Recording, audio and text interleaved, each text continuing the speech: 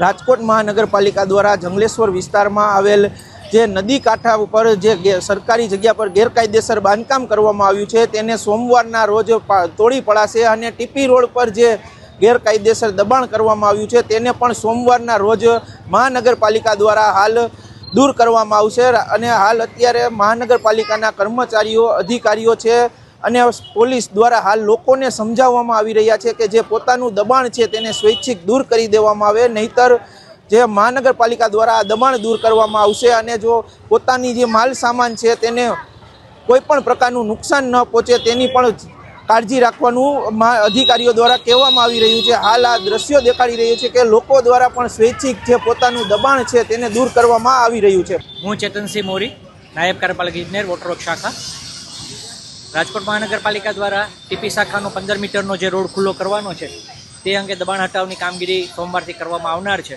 એ પૂર્વે તમામ અસરગ્રસ્તોને પૂરતી તક આપવાના ભાગરૂપે છેલ્લા 1 અઠવાડિયાથી પૂરતા સમયમાં સમજાવવામાં આવી રહ્યા છે કે આપ આપની સ્વેચ્છાએ દબાણ દૂર કરો અને પોતાનું જાનમાલનું રક્ષણ કરો।